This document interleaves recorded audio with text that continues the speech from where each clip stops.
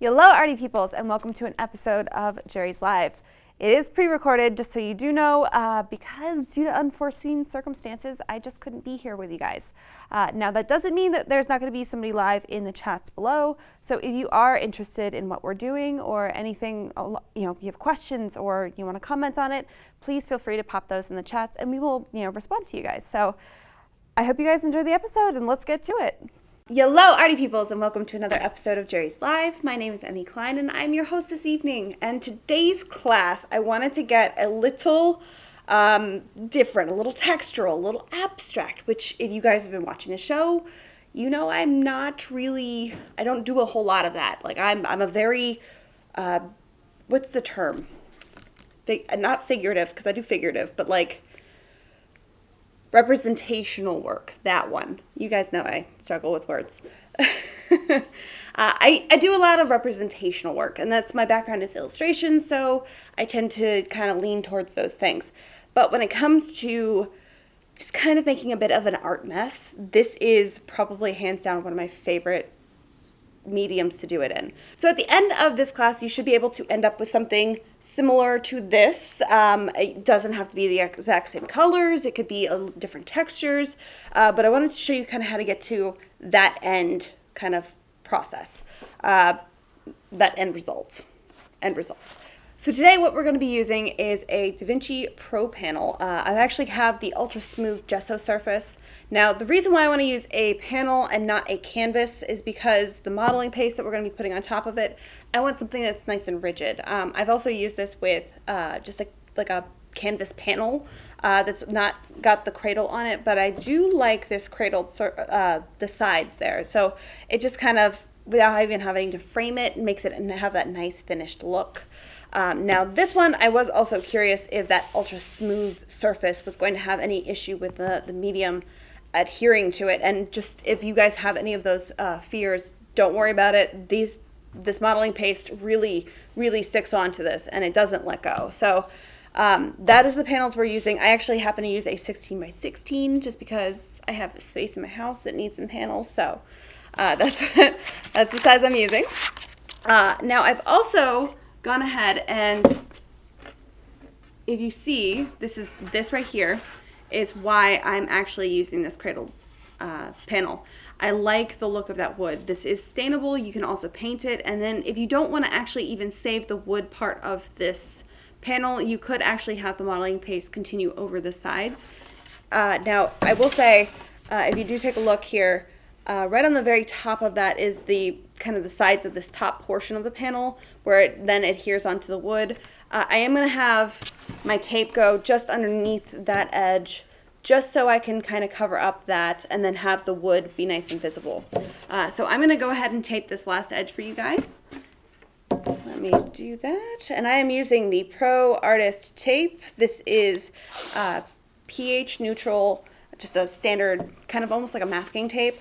But it is archival, so you guys don't have those issues. But that is my favorite tape, and I use it on the show all the time if you guys are familiar. So I'm going to line it up just on the edge of that, tack it down, starting from one corner to the next. Then when I get to the other edge, I'm going to just fold this over. Center of that got a little high. It's a cool thing with this tape, you can always, take it right off and adjust it. As long as you don't handle it too much with your hands, then it doesn't have any adhesion issues if you need to like remove it and put it back on. And if you're like me and you put lotion on your hands a lot, try not to touch the sticky part of your tape. I am going to fold just the back of it down nice and neat because I do have OCD, and the fact that that's not going to allow my panel here to kind of rock and bubble. So kind of a dual purpose. So the other thing that we're going to be using is the modeling paste. Now this is key to this whole process. This is going to be where we get that texture. This is essentially just a paste that we're going to gloop on, and that's our technical term of the day, gloop. And this right here is one of my favorite types of modeling paste. There are so many different types out there. I do know with the different formulas and things, some might be a little bit more kind of almost feels like an acrylic when it dries. This one has that nice gritty kind of feel. Regardless, if you do use modeling paste, it's archival. That's the key. Because I have seen this process with drywall joint compound or plaster of Paris. So if that is the only thing that you can get, I'm not going to say don't use it, because get creative, make art. I'm happy that you are doing something. But at the same time, if you can get modeling paste, that's a definite better material for us, just because plaster of Paris or even drywall joint compound, they're just not archival. They're not going to stand the test of time. And once you get to the painting stage, they also reactivate and cause painting to be kind of a pain, because it gets mushy and then you lose a lot of those details in your texture. So modeling paste is key. Then we have some of our spatchers that we're going to be smearing it around on our surface with. And then I have the amazing FX Effects. These are the different palette knives that come in the set. There are 9 of them. Each one has very different, as you can see, very different kind of ends. And actually, I was prepared. I got samples. So you can see the different kind of textures that you can get using these different palette knives, right? Now, the really cool thing with the 4 through 6 is that, yes, they are wiggly on both sides, except for this one, clearly. But the wiggles on both sides are different sizes. So each one has one size that on this side and then another size on that side, so you can actually get different types of ridges depending on what you're looking for. And then this one, of course, is the one that I usually go to when I need just a straight palette knife and it gets it nice and flat. These are really fun. But, you know, all different types of palette knives that do all different types of things. And then 7 through 9 are the square ones that have those big chunks that you can actually do. Here's the 9, here's 8. But again, it's the spacing between them is different, I believe, on... Oh, no. I'm sorry, I take that back. The spacing on the 2 sides are the same for these, but they are different between the 3 of them, which is very cool. So these are the different textures that I'm working with. And then I'm going to, first and foremost, though, let me put this down here. I'm going to do my very first layer. The very first step is to put a thin layer of modeling paste onto my panel. Now I have found this is 8 ounces, 8 fluid ounces, or 237 milliliters. One of these jars is big enough for a 16 by 16 panel. So if you're doing smaller, this is plenty. If you're doing larger, you might need a bigger size. Or if you are going real thick, you might need a little bit more. But for the most part, I found for my process where I do the layers where it has that texture, 8 ounces is perfect for the 16 by 16. It just kind of worked out really well. So first step is to just gloop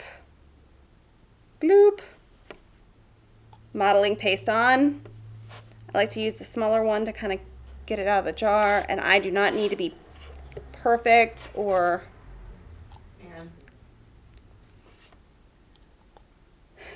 truck. All right. So I don't need to be perfect or pretty about when it comes to laying it down. I just need to get a layer. Now, depending on the size of your panel, I have the 1-inch spatula that I was just applying that with.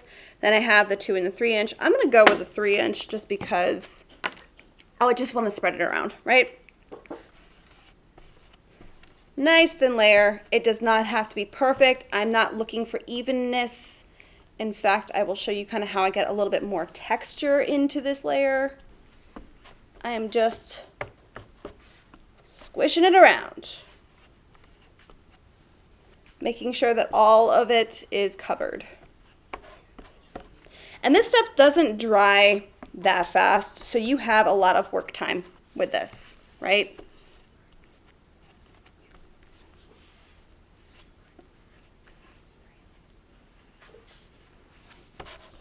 And I've also... Ming's okay, guys. Ming's okay. I hope you are okay, right? Whew. All right, so I have also done this process at an easel. You don't have to work flat because of the paste and the way that that kind of works. Like, none of it's falling off. It's not going to blob off on you. Granted, even when you get a little thicker, like, it doesn't really want to fall. It's pretty structurally on there. And I'm going to need just a little bit more, actually. Hold on.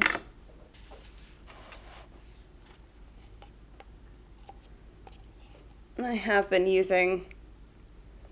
I've been doing several of these, so I'm kind of running low on my jar, which is okay because I have another one.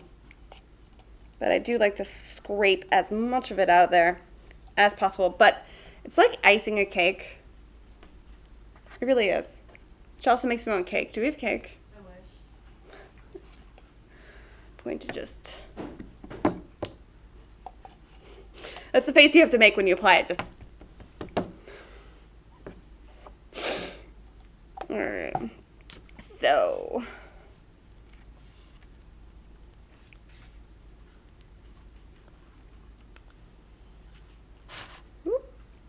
don't slide. And if I don't get this evenly spread, also not a problem. I could have a high spot over here, low spot over here, doesn't matter. No one's gonna know. How would they know? Because it's going to be so textured, no one's going to care. Perfection is not the name of the game. Fun is. All right, so the reason why I do this is because when I go to my next, oh, and this is how I get a little bit more texture. Once I have a nice layer on there, I kind of lay my spatula nice and flat, and then I just kind of drag it across the surface in different directions. I try not to just keep dragging it the same direction. That way there's kind of a variety. But this gives me a little bit of a subtle texture. But I'm not trying to go too deep and I'm not trying to get too much of a texture. This is my base layer. The reason why I'm doing this is because I want to make sure that no matter what I do on top of this, the whole thing is going to have a bit of a texture to it. And that's going to make it look uniform. So this is the first step. Nice thin layer. The cool thing also with this modeling paste is that it's not super heavy. Now for those edges, and get modeling paste in my hand. I just made it worse. You need a wipe. Can I have a wipe? Help! You also might need some paper towels. Alright, so one thing with this is that, yeah, you will get a little bit of like modeling paste on the edge there of your spatula. Just kind of wipe it up. I have found also, if you forget to clean this, modeling paste cleans up really, really easily with just water. You don't even need soap, really. But for the edges, though, let's get to the edges. So I got a little bit of modeling paste on my very small one, and what I'm going to do is I'm just going to kind of dab it onto the edge just to kind of get it on there. Doesn't have to be perfect because I can go down just like this, like icing a cake, and there's a good layer of modeling paste on, oops. Remember, I have tape down here, so it's all right. Good layer of modeling paste. Again, I don't need it to be perfect, but I do just want to make sure that I have a solid layer on there. I can even come back and get some of those edges that I kind of pushed up a little bit.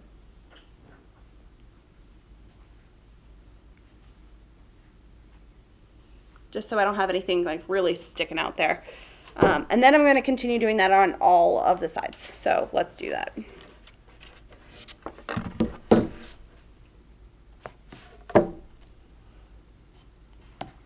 what's the point of doing this if you taped it?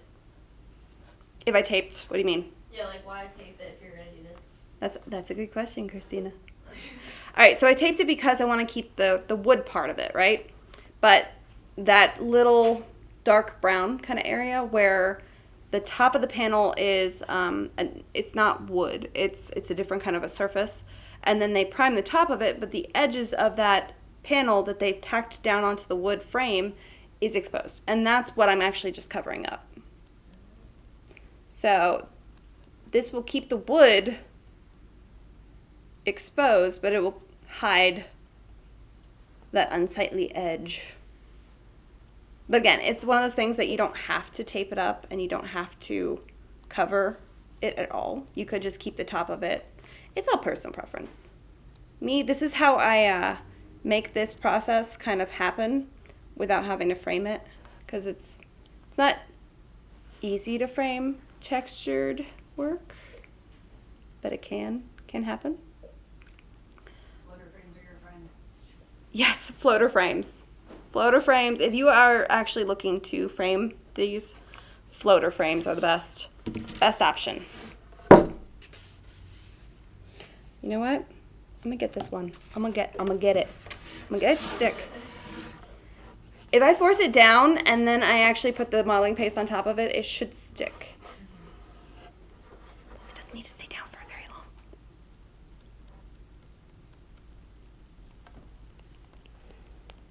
And if you have an edge that doesn't exactly perfectly happen or look great, A, you can always fix it later on. B, you can let that be the very bottom edge so no one sees it. Or put it in a floater frame and no one will know. So saying, if you do like floater frames, you don't even need to really bother with the edge of this, because it's not going to be visible. I think that's probably good. Yes, it worked. It worked. Dang it. I have that one spot right there. This tape. I don't even think it's the tape. It's not the tape's fault. All right. So where's the, oh, I have the lid on. Don't forget to put the lid on your modeling paste when your first layer is done. All right, so our first layer is done. This is going to dry. Typically speaking, I let it just sit for 24 hours. I don't mess with it. So if I'm going to do a bunch of these panels, I usually will prime a bunch of them, leave them on my table to dry, and then come back the next day. I'm pretty sure my whole crew would kill me if I were to do that. So I prepared. Haha! So let me get this wet panel out of the way. Movie magic! It's done. It's dry because I did this the other day. So if you want, as soon as you put that first layer down, you can actually pull the tape off. Did I leave? I didn't leave one on, sorry. But if you do actually let it dry and then pull the tape off, it's actually quite satisfying. It's like that, like, all of it kind of crumbles off all in one line. You just, it's beautiful. Maybe I'll do it later for a quick video for you guys. But this is fully cured because I baked it at 350 for, I'm kidding. Don't bake this. Don't put this in your oven. But this is, it will air dry. You don't have to do anything special. So this is what I meant by I wanted to save my edges. So you can see there is that layer of paste that is just going over the edge, but that wood is still visible. But there is definitely like an edge I can feel. Now, if I don't like that and I want to kind of knock it down, you can sand this. You can actually take sandpaper and sand this down. Now, if you do that, make sure you do it either outside. Well, probably want to do it outside because it does get messy with all the dust, but it's also keep yourself protected with eye protection as well as a mask or some kind of a respirator so you're not breathing in the dust. But this is essentially the layer that we want to get to. I can also see there's a little, I don't know if you want to zoom in on that. There's a little extra kind of texture there that I was not expecting. Now, if you get to this stage and you don't like that, you can just knock it down. I can also take a palette knife and kind of crunch it off. You know, it's not like the hardest thing in the world to kind of break back down. I can leave it at this if I wanted to. This is a good enough surface if you want to just have it be a textural surface and then be done. But we need to have some fun. So this is where the palette knives come in handy. Oh, and if you do want to clean these off in between the spatchers, All you have to do is just rinse it underwater. I don't even use soap. Just rinse it with water. It's fine. Comes off really easy. This jar is almost done. So I'm going to, no art supplies wasted, right? All right, I'm going to just plop that on. So, pick a number, any number. 5. Perfect. I was going to say, forgot to say between 1 and 9. I was definitely going 47. All right, 4 or 7. All right, so Christina picked 5. I'm going to use the number 5 FX effects. And remember, this is the wiggly one, so this side of my wiggles are a little bit different than this side of my wiggles. So what I can do, and I can go over this as many times as I want to. I can also, I'm going to need more modeling paste. Hold on. Some more modeling paste. I can go this way across it and just kind of add in some texture. There is no wrong answer with this.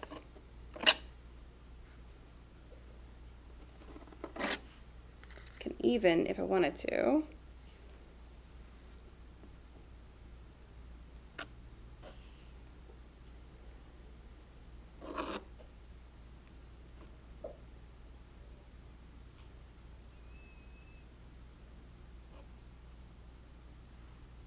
make kind of a little circle.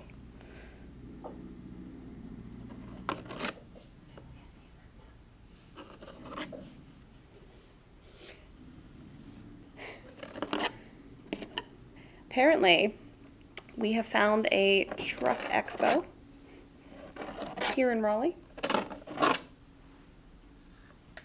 All right, so that was number 5. Ming, pick a number. 2. All right, number 2. Ooh, this is the fun one. So this one, it looks completely flat, but it has those slits in there, which is really cool because then you can get kind of these really fun, very subtle kind of lines in the surface. But you can start adding layers like this. I'm going to add a couple more this direction as well, just so it's not perfect or uniform all the way around.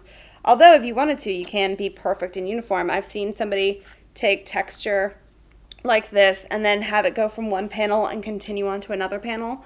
That way you can keep it going. But if you do that, I would suggest having all of your panels kind of set up at the same time so you can do it all at the same kind of level and in the same moment. But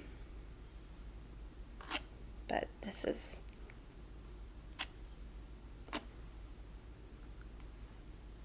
I'm gonna say that's good. It's good for number 2. Katie? Frog toes. What? Frog toes. Did you say frog toes? Yeah, the one that looks like frog toes. Frog toes. I honestly thought you said pronto, and I was like, Yeah, I was like, that's not a number. frog toes isn't a number either, but I know what you mean. Okay, so this is number 3. Katie calls it frog toes, which is adorable. I think it looks like a combination of frog toes and like a little crown. So king frog. Let's add some over here. This is really fun. I love this texture too.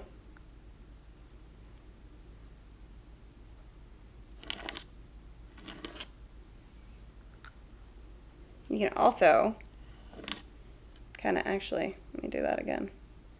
Start doing stuff like that and picking it up straight up and have those little like really fun little curly Q mountain peaky things.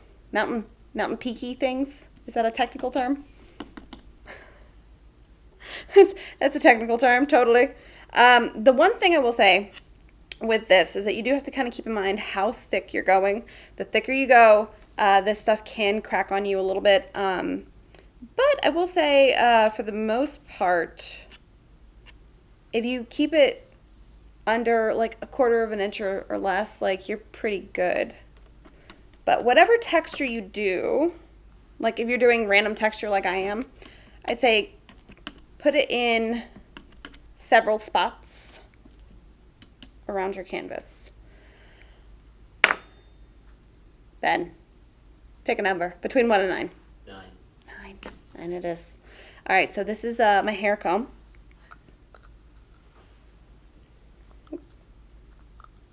I do find it's also a little bit easier, and I forgot about that until just now, to load the modeling paste up on the back side of your, I almost said spatula, your spatula, your palette knife. Now I am going to go over some of the previous ones I had done.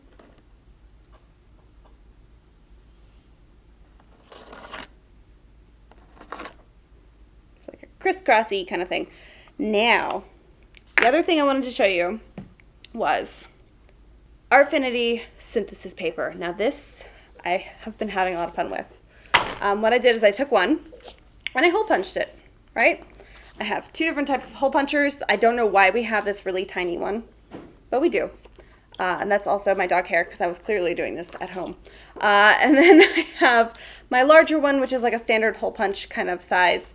And I just made a bunch of holes randomly around, and I'm going to get the one that has the flat side. Now, the cool thing is that you can use one with texture on it, which is really fun. Actually, no, I'm going to use the textured one. I haven't used that one yet. Can you explain what Artfinity synthesis is so they don't just use regular paper? Oh, Katie for the win. Artfinity synthesis paper. This is a synthetic paper. It's not absorbent. It is essentially a sheet of plastic. And that's why with this process it works really, really well. So you can use it as a stencil. So I just did hole punches, the 2 different sizes. And when I lay this down with the modeling paste, I can actually then take this, go wash it off in the sink. And then this was the one that I used. I've already used this one before, and it's completely clean, and I can reuse it over and over and over again. You can also, if you have like a Cricut at home, you can cut really intense stencils. You can get really intricate, have it cut out of this paper, and do the exact same process. So, again, you can use a flat palette knife, or you can use one that has a texture, which is my favorite. And then, if I lay it down, let's go right here-ish. I don't have to do all of them. Let me actually do a little bit more. I need more dots. Are you ready for this? Bum, bum, bum. Oh, dots. I made dots.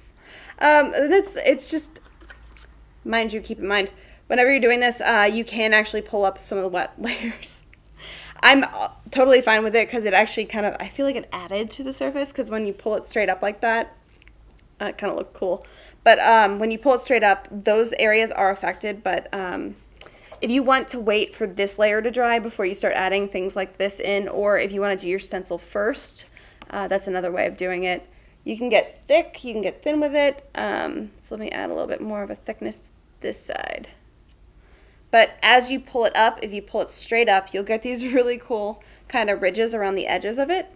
Now, I need a little bit more of the, let's do some tiny dots.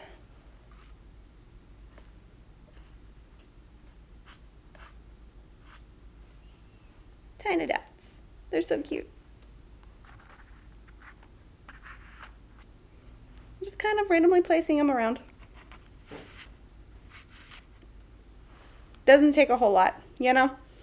And I'm gonna say this texture is done. That's all it took. Now, again, if you want to, you can say this is finished. And you know what, actually, I'm gonna say this is not finished. I'm not crazy about that, I'm not gonna lie. That area, it's just not doing it for me. So I'm gonna take another one and kind of knock it back down. Maybe take this guy. There we go. And then I can add a couple more of these little ridges so it looks consistent. That is way better for me. I like that. But you can call this done, and you can hang up this in your house and be finished. But you can fully let this dry. Again, 24 hours is what I usually do, but I have come back and, I'd say about 3 hours. It was, the thinner layers are dry, when you get more thickness to those layers, it tends to take a little bit longer to dry. That's why I just usually give it 24 hours and walk away and go have dinner and watch TV and do all the things that I need to do. But once this fully cures, you can paint it. So, movie magic. Ta-da! The cake is baked. Again, don't put this in your oven.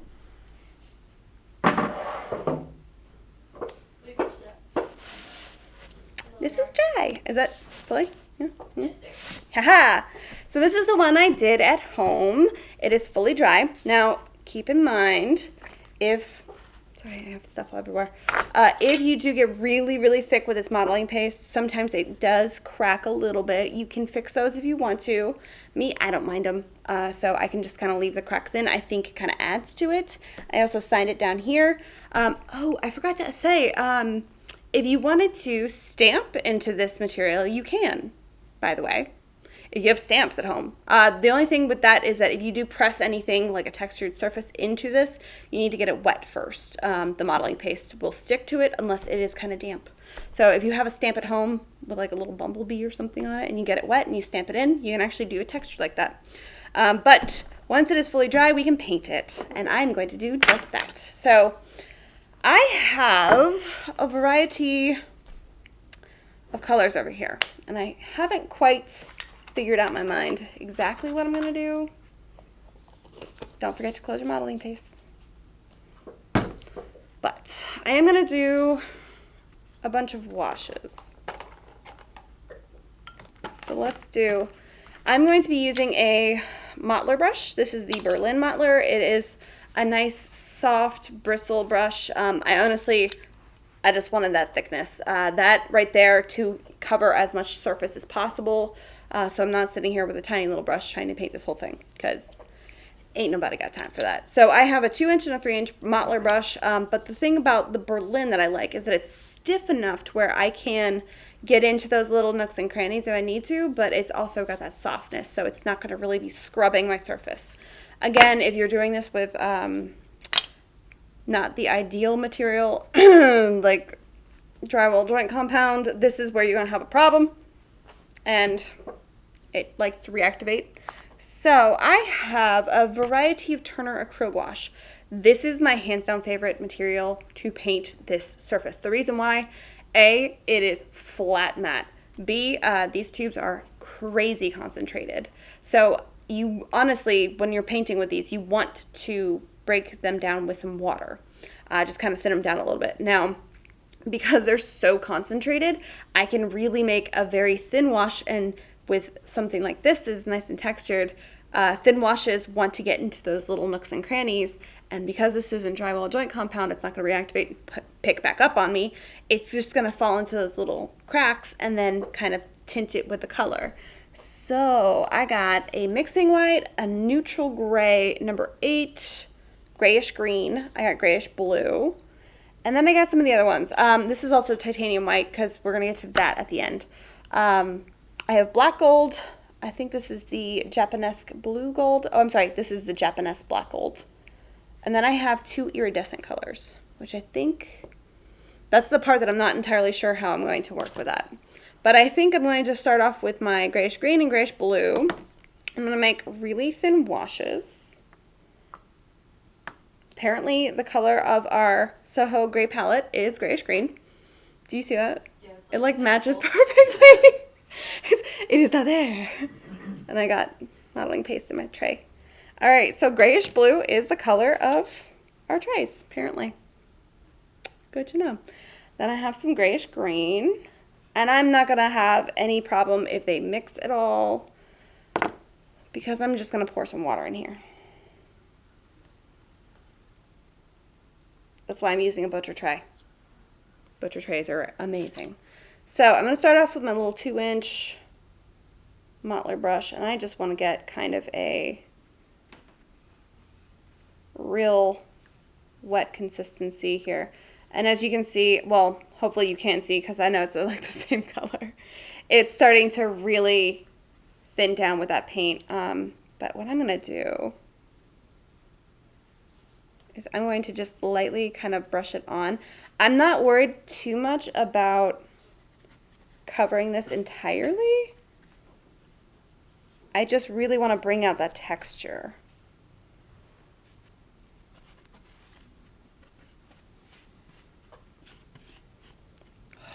This is the part that makes me so happy. I love this process.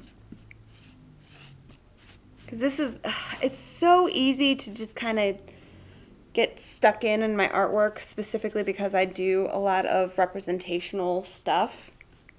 So when I get to like just make a big old mess like this makes me so happy. All right, now let's get some of that green going in there.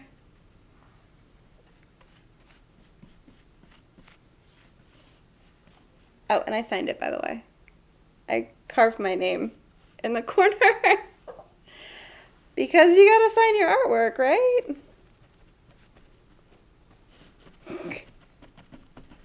So it says Miss Cakes.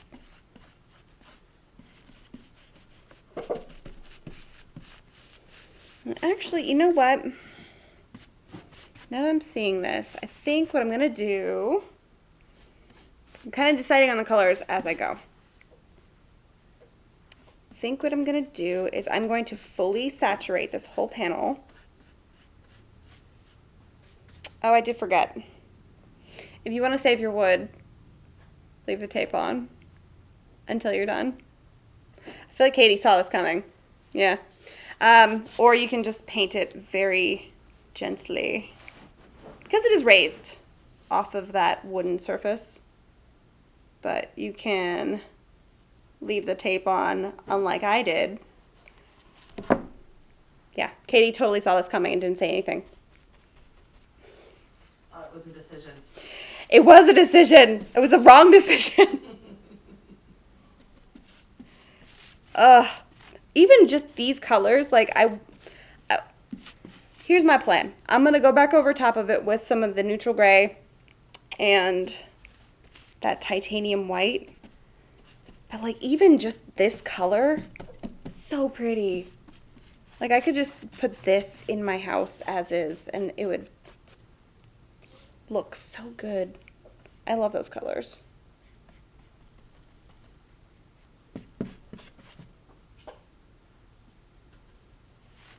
And it really pulls out the texture too.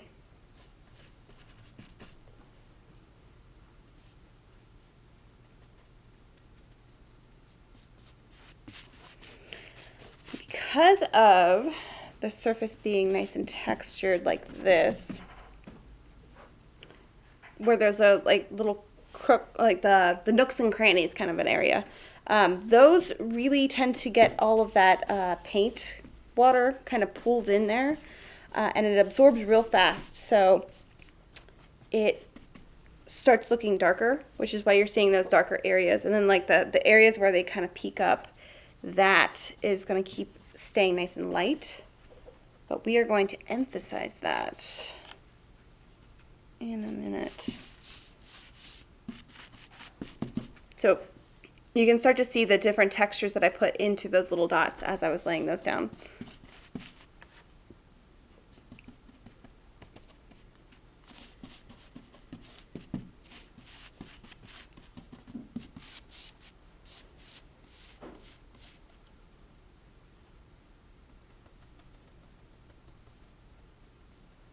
Actually, I wonder if I'm going to attempt to do something, and I might hate this. I really might hate this. Ooh. Maybe I don't hate this. Okay, so that Turner not only will stain the modeling paste, but it also stains this wood a little bit. That looks so pretty. So now the edges are still wood, but like, I can stain it. But the wood's still visible. I like that. How are we feeling about that? 2 thumbs up. All right. Winner. Winner, winner, chicken dinner. Oh, and I'm getting paint all over the floor. Or the table. The floor. Hopefully not the floor. Because Lord knows we can't get paint on these floors. Just kidding. It's covered in paint.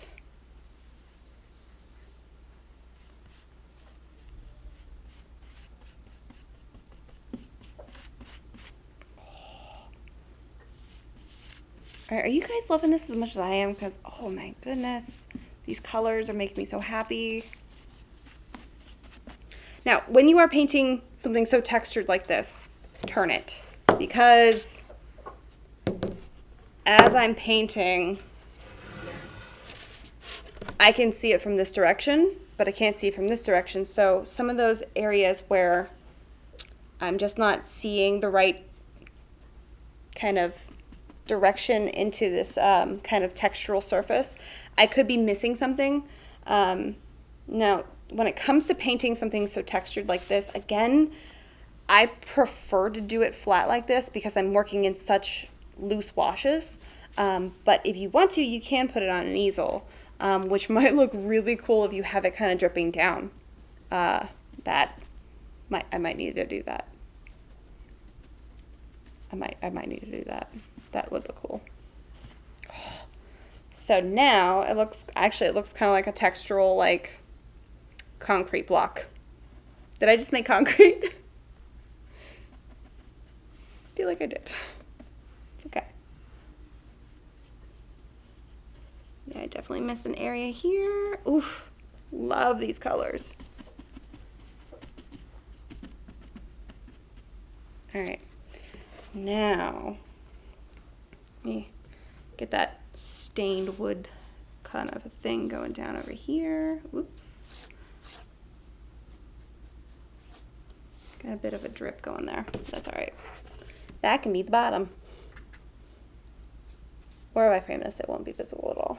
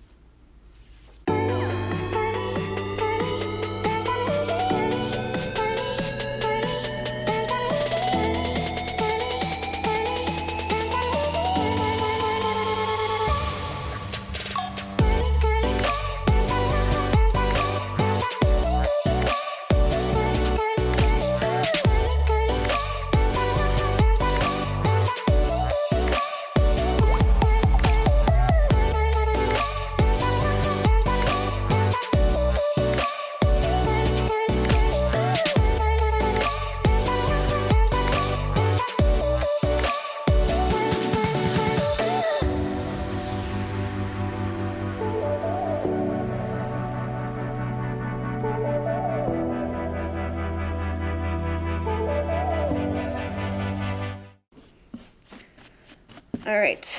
Oh, you know what I did not mention? When your modeling paste is drying, do not hit it with a hairdryer, because getting the drying stage of the modeling paste to quickly happen is going to cause cracks, and it's not good. Now, once the modeling paste is fully cured like this is, you can hit the hairdryer on this and it'll be fine. If you want your paint layers to dry a little faster, that's fine. Just keep that in the back of your head. But while the actual paste itself is drying, no hairdryer.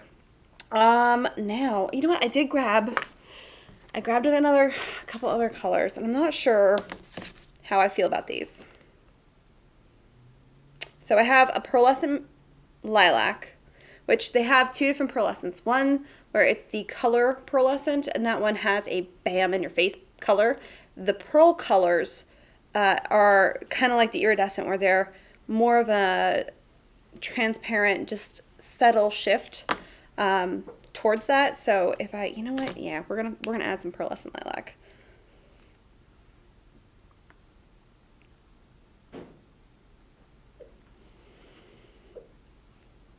We need a little bit of we need some purple in there, you know? But it's got that crazy pearl kind of sheen to it. Now, what I'm starting to do, now that my base layer of the grayish blue-green kind of mix is down, I'm going to start using my brush almost like this on my surface.